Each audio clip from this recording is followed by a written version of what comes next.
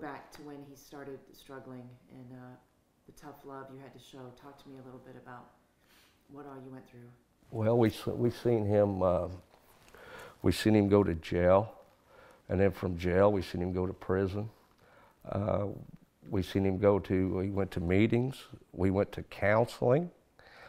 He went to rehab.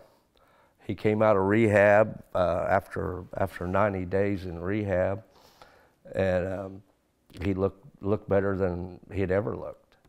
And we had high hopes. I mean, and it still amazes me how he can go from that strong, very strong physically young man that he was to within 68 days later, he was gone.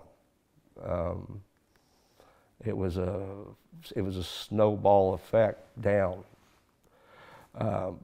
But he would go months without using, and we tried along the way. We tried the setting him down, talking to him, and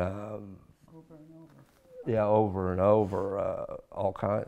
When he would go to jail, at first I would go visit him and would give him money for commissary. The second time he went, I would not go visit. I would not send no money. I thought we'll make it rougher on him and let him learn a little harder lesson each time.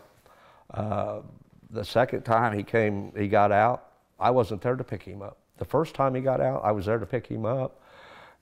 Took him out for breakfast, bought him new clothes, and told him it's a fresh start. And I asked him, I said, would you do me one favor? Would you promise me that you're not going to go back there? And he told me, he said, Dad, I'm not going to lie to you. It was the hardest. It was the hardest thing that the boy would not tell me that he wasn't going to go back there. I mean, he just done 1.5 years in prison, and he would not say, I'm not going back there. And the second time that he went, I wasn't there to pick him up. I made him take a bus from the prison to Terre Haute, and from there he went to the mission. I was playing tough love, and he calls me from the mission. I said, Tyler, they'll help you. They'll help you get a job. They'll take you to church services. And he was saying, oh no, Dad, they got bed bugs here. They got this. There's a bunch of alcoholics, and making it sound really, really bad. I ended up, I gave in. I let him come home. I said, there will be no drugs here. We had other children in the house, and I had to draw a line. And he tested me. He would come in messed up. I would run him off. Oh, you're not staying here. He called somebody to come and get him, and he'd be gone for 3 or 4 days. He'd come back, and he would be a good boy for maybe a week, 2 weeks, maybe a month, And then he got to where he would go out and he would stay gone for a day or two, and then come back, and he may stay clean for a month, 2 months. And he held a job right up to the time that he died. He graduated high school. He was a hard worker. He wouldn't miss a day's work. And then all of a sudden, he got a 3-day weekend, and off he would go. Like Angie said, we got a call. They told us that, hey, he's on his way to Danville, Illinois to buy heroin. Angie called him on his cell phone, told him, hey, turn that car around. And to no avail. I mean, the draw of the drug was just overwhelming. All the brothers, the sisters, we got the book, the sign-in book from the funeral. Nearly 100 people signed the book. There were so many people that cared and loved him. We had, his dad, mom, brothers, sisters, aunts, uncles, cousins, his school bus driver, his Sunday school teacher. People came, people cared. But there was no love, no amount of caring, no amount of counseling that could get through to him to turn that car around. such a bad hold. It had a hold. It had a draw on him that, well, It's very addictive. it put him in his grave, you know. It was a roller coaster ride. It was a test to me on how strong is your love, Dad. And I mean, everything he went through, I wouldn't give up on him.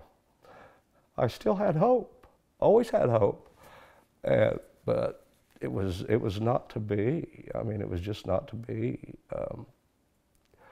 I'll always love him, and I'll always know that I tried. And I tried hard, and it was the hardest thing is to know that no matter how hard you tried, and how much you cared, you couldn't beat it.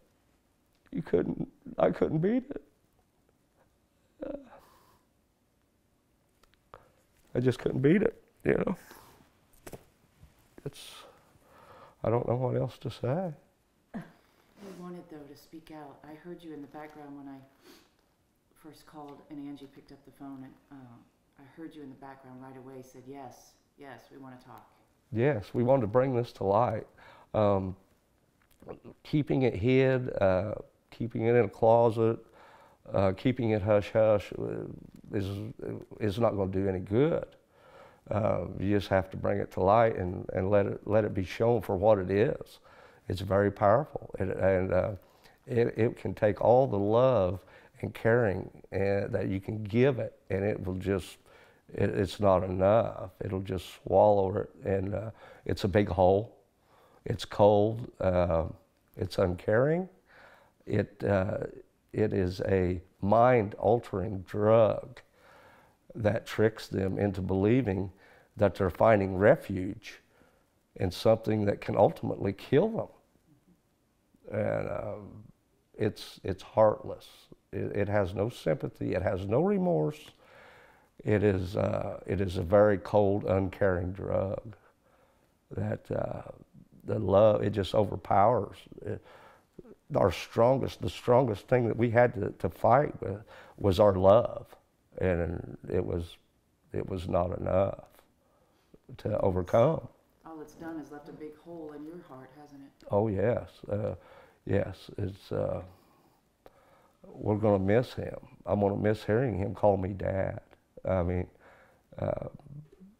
but there's nothing that can fill that hole, but helping. I mean, reaching out and trying to maybe help others.